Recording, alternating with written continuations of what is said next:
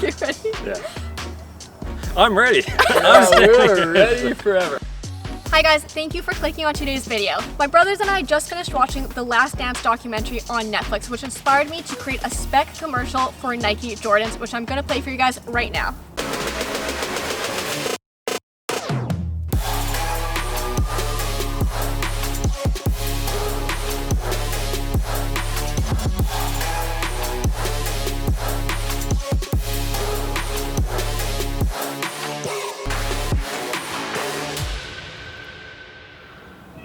So I hope you guys enjoyed watching that. Right now we're going to show you guys the behind the scenes process of filming that commercial. Before we do that, I want to give a quick shout out to a creative agency called The Oddfellows because they produced a really cool commercial for Nike Battle Force, I think it was called. I'll link them below and make sure to check them out because they were super inspiring and I drew a lot of inspiration for this video from their work.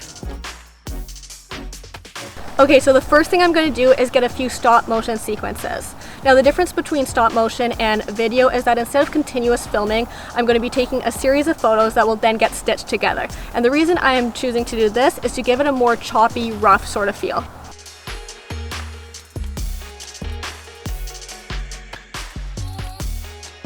For these next shots, I'm going to have Ryan and Trevor acting as though they're playing basketball against each other. I'm going to start low to capture their Jordans, and then after that I'm going to get on the other side to get a shot of Ryan dribbling past Trevor, which will be the shot that I'm going to be animating in Adobe Animate. Okay, so I brought this portable light with me, which is good for lighting Ryan and Trevor because it is obviously dark out right now, but it also changes colors. So for these next shots, I'm going to be capturing their Jordans again, but I'm going to be changing the color of the light to red so that it matches the mood and tone of the shoes.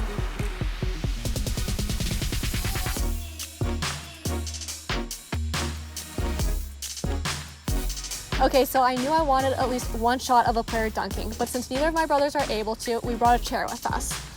So after Ryan gets on the rim, Trevor's going to take away the chair and Ryan's going to stay there as long as possible while I get the shots. Do it.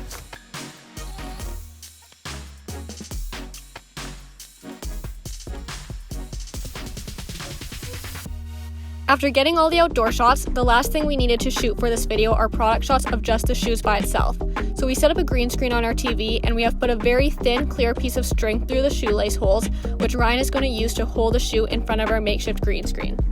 Because we're using the TV as a green screen, the light that the TV emits is backlighting the shoe and the front is too dark. So we're going to use a couple lights to make sure the front is properly lit. So now that all the footage has been shot, it's time to start editing the video. Now I'm not going to go super in depth with the post-production process because I don't want this video to get too long, but there are three main things that I want to talk about. The first is how I achieved the shot of the floating shoes. The second are the animations of Ryan and Trevor, and the third is the cartoon shoe drawing animation that is shown at the end of the video.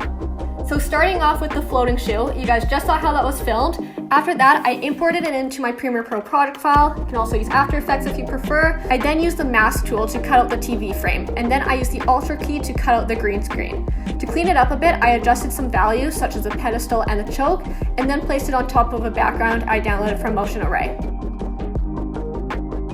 I also wanted to make the shoe change color as it was rotating, so I used the change to color effect, which allows you to select the current color and a new color that you want to change it to.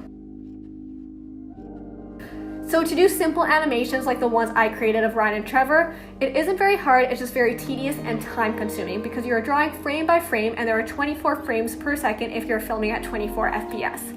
Now you don't have to draw every single frame, you can choose to draw every other frame or every third frame, which is what I ended up choosing to do to make it a little less time consuming. So to start, I imported footage of Ryan and Trevor into Adobe Animate. I selected which brush I wanted to use and started tracing over top of them. After I was done that, I went back to the start of the clip and added in some details such as the red accents on their jersey and the orange shadings on the ball.